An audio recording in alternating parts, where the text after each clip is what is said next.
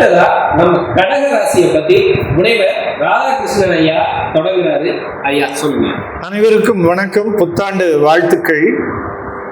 வாழ்க்கையில் தொடர்ந்து அதிக சாதனைகளை இன்று வரை தொடர்ந்து செய்யக்கூடியவர்கள் இந்த கடகத்தை லக்னம் ராசியாக கொண்டவர்கள் தான் செய்து கொண்டிருக்கிறார்கள். பொதுவாக 4ஆம் இடத்தை பொறுத்தவரை மிக எளிமையாக தாயார், மனை, வீடு, புதையல் என்று நம்ம இந்திய சோதிடம் சொல்கிறது.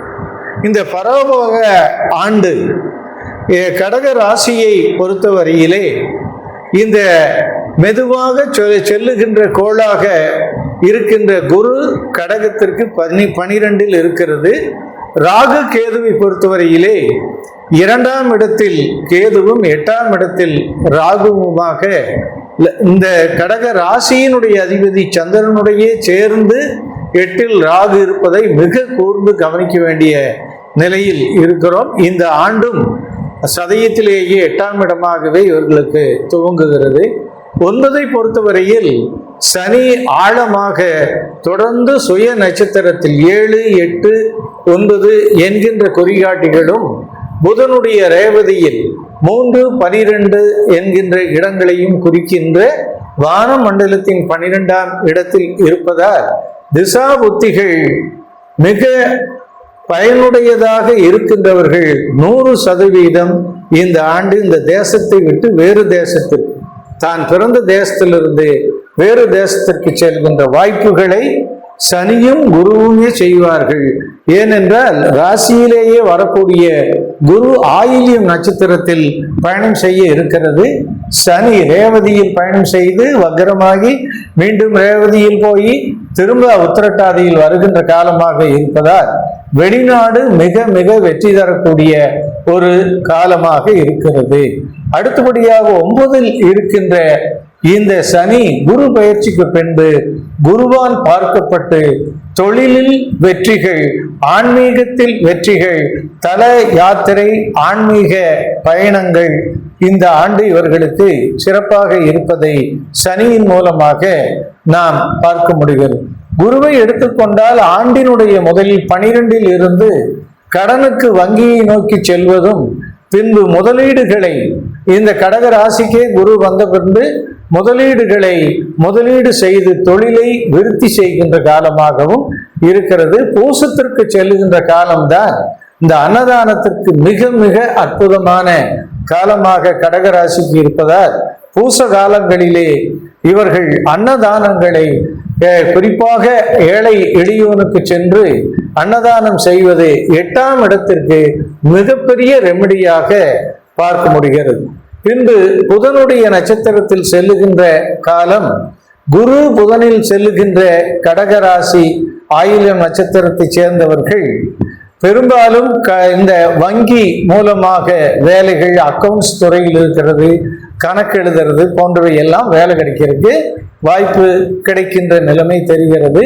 3ஆம் இடமாகிய கன்னி ராசியானது மருத்துவத்தை குறிப்பதால் சிலருக்கு மருத்துவத்துறையில் கணக்கு எழுதுகின்ற பணியை நாம் கிடைக்கின்றதையெல்லாம் பார்க்க முடிகிறது. மேலும் இந்த குருவே கடகத்தில் கடல் ராசியில் இருந்து சனியும் கடக ராசியில் இருப்பதால், மீனம் என்ற கடல் ராசியில் இருப்பதால் வெளிநாட்டு பயணம் மிக மிக எளிது. ஆனால் ராசி அதிபதியே 8இல் இருப்பது, தண்ணிக்குள் இறங்கி குளிப்பது போன்ற காரியங்களில் மிக கவனத்தை செலுத்த வேண்டும். ராகுவும் சந்திரனும் சேர்ந்து தொற்று நோய்களை ஏற்படுத்துகின்ற நிலையெல்லாம் பார்க்க முடிகிறது. மேலும் இந்த 2ஆம் இடமாகிய சூரியன் உச்சம் பெற்று ஒவ்வொரு ஆண்டும் ஆரம்பிக்கின்ற காலத்தில் இவர்களுக்கு கேது 2இல் இருந்து கொண்டு ஞான வளர்ச்சியை கொடுத்து, கேது மேலும் லக்னத்திற்கு கடகத்திற்கே வந்து குருவுடன் இணைகின்ற காலம். கவிதா சொன்னதை போல ஆன்மீகத்திலே மிக அற்புதங்கள், தியானத்தை சொல்லிக் கொடுக்கலாம், தியானத்தை பேசலாம், மந்திரங்களை உச்சாடனம் செய்து இவர்கள் இறை நிலையை அடைவதற்குண்டான மிகச்சிறந்த ஆண்டாக பார்க்க முடிகிறது. ராகை பொறுத்தவரையில் காற்று மூலம் தொற்று நோய்கள் பரவுகின்ற ஆண்டாக இருப்பதால் நான் இதை மிக கவனத்தில் கொள்ள வேண்டியவர்கள் கடக ராசியை சேர்ந்தவர்கள் தான். இந்த ஆண்டு துவக்கத்திலே செவ்வாயும் புதனும் 9ல் இருந்து உங்களை வெளிநாட்டு தொடர்புவினை ஏற்படுத்தி வளர்ச்சியினை உங்களுக்கு தரக்கூடிய நிலைமையை பார்க்க முடிகிறது. இந்த விருச்சிக ராசியை குரு பெயர்ச்சியாகி பார்க்கின்ற காலம் குழந்தை வேண்டி தவம் கூட இருக்கின்றவர்கள் இந்த ஆண்டு குழந்தை பெறுகின்ற அற்புதத்தை பார்க்க முடிகிறது. ஏனென்றால் அந்த குழந்தை பெறுகின்ற ஸ்தானத்தையே குருவே பார்ப்பது என்பது மிக மிக ஒரு சிறப்பாக இந்த கடகராசிக்கு நாம் பார்க்க முடிகிறது. சுக்கிரன் மேசத்திலிருந்து ரிஷபத்திற்கு பயிற்சியாகின்ற நேரம் இவர்கள் வெற்றி வாகையை மகிழ்ச்சியை சூடுவார்கள் என்பதில் எந்த ஐயமும் இல்லை. பொதுவாக கடகராசி அதிக நன்மைகளையும் புதிய வேலை வாய்ப்புகளையும் அடைகின்ற இவர்கள் இந்த சனிக்கு பிரீதியாக சிவ வழிபாட்டையும் ஏழைகளுக்கு உதவியை செய்ய வேண்டிய கட்டாயத்தில் இருக்கிறார்கள். கேது ராசிக்குள் நுழைந்தவுடன் தினந்தோறும் கணபதி வழிபாடு, தியானம், சித்தர்கள் வழிபாட்டு செய்து தன்னை புனிதப்படுத்திக் கொள்ளுகின்ற ஆண்டாக இந்த ஆண்டு விளங்குகிறது என்பதில் ஐயமில்லை. அனைவருக்கும் வாழ்த்துக்கள். நன்றி. நன்றி நன்றி ஐயா. உங்களோட பார்வையில சொல்லுங்க. கடகராசிக்காரர்கள் ஏன்னா கடகராசி சந்திரனுடைய ராசி, அதாவது ரொம்ப ஒரு எமோஷனலா இருக்கிறவங்க, அதாவது குழந்தைகளா இருக்கட்டும் பெரியவங்களா இருக்கட்டும் ரொம்ப எமோஷனலா இருக்கிறவங்க, முடிவு எடுக்கிறவங்க, ரொம்ப இறக்க உள்ளம் ஜாஸ்தி, கருணை உள்ளம் சொல்லுவாங்க இல்லைங்களா, கருணை உள்ளம் ஜாஸ்தி. அதனால இவங்கள்ட்ட தன்மையை பேசணும்னா எவ்வளவு வேலையிலும் செய்வாங்க, ஒரு நாள் ஃபுல்லா கூட வேலை செய்வாங்க. ஆனா இவங்கள்ட்ட அதற்கு வேலை வாங்கக்கூடாது, தன்மையா அன்பா பேசணும்னு வச்சுக்கோங்களேன், எவ்வளவு வேணாலும் இறங்கி வேலை செய்வாங்க. ஒண்ணு. ரெண்டாவது, இந்த வருடத்துல குரு பயிற்சிக்கு அப்புறம் தந்தையே இவங்களுக்கு குருவா வர்றதுக்கு வாய்ப்பு நிறைய இருக்கு.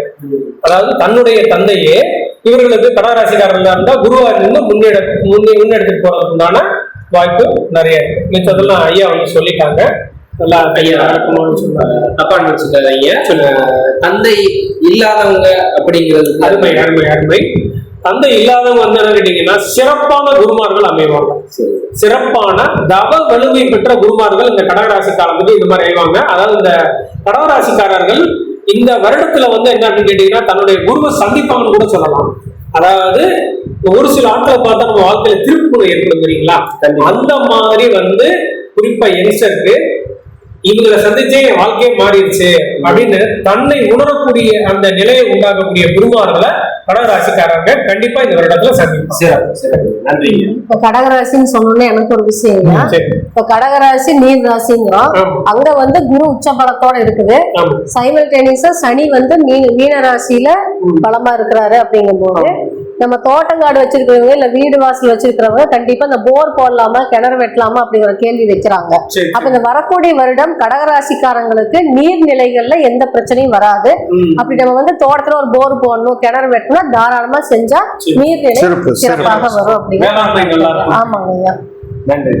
அப்போ இந்த கடகராசியை பத்தி சொன்னது என்னன்னு கேட்டீங்கன்னா, முதல்ல வெளிநாட்டு பயணங்கள், வெளிநாட்டு வேலைகள் அப்படிங்கிறது அதிகமா கிடைக்கும் அப்படின்னு சொல்றாங்க. சோ அதுக்கான முயற்சிகளை நீங்க பண்ணீங்கன்னா, அதற்கான தொடர்பு உங்களுக்கு ஏற்பட்டுச்சுன்னா அதை நீங்க கண்டிப்பா பண்ணலாம். ஆனா கொஞ்சம் கவனமா இருக்கணும், ஏன்னா ஏமாற்றவர்கள் எல்லாம் நிறைய பேர் இருப்பாங்க. அதனால அந்த ஒரு விஷயத்த கவனமா இருந்து உங்களோட வெளிநாட்டு பயணங்களை நீங்க சிறப்பா பண்ணலாம். அது மட்டும் கிடையாது, வங்கிகள்ல, தனியார் நிறுவனங்கள்ல கணக்காளரா, அதாவது அக்கௌண்டண்டா உங்களுக்கான வேலைகள் நிறைய வாய்ப்பு இருக்கு அப்படின்னு சொல்றாங்க. அது மட்டும் கிடையாது, மருத்துவமனைகள்லயும் அதுக்கான வாய்ப்பு அதிகமா இருக்குன்னு சொல்றாங்க. அதே மாதிரியே நம்ம வேத யோகத்தைய சொன்ன மாதிரி உங்களுக்கு ஒரு உங்க தந்தையே ஒரு குருவா ஒரு வழிகாட்டியா இருப்பாரு. தந்தை இல்லாதவங்களுக்கு நீங்க பார்க்கிற உங்க வாழ்க்கையில பார்க்கிற நிறைய நபர்கள் ஒரு குருவா, சிறந்த குருவா நீங்க சந்திக்கிறதுக்கு வாய்ப்பு இருக்கு. ஆனா அந்த ஆட்களை நீங்க சரியா புரிஞ்சுக்கிட்டு அவங்களோட நீங்க தொடர்புல இருக்கணும்.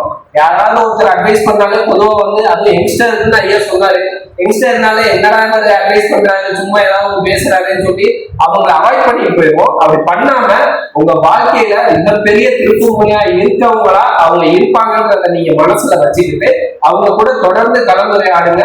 அவங்க கிட்ட நிறைய விஷயங்களை கேட்டு உங்களோட வாழ்க்கைய மாற்றுறதுக்கான ஒரு வழிகாட்டலை நீங்க ஏற்படுத்திக்கோங்க.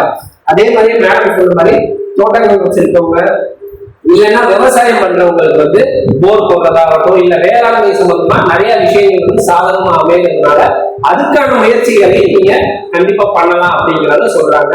கடகராசிக்கான பலன்களை இதுதான்.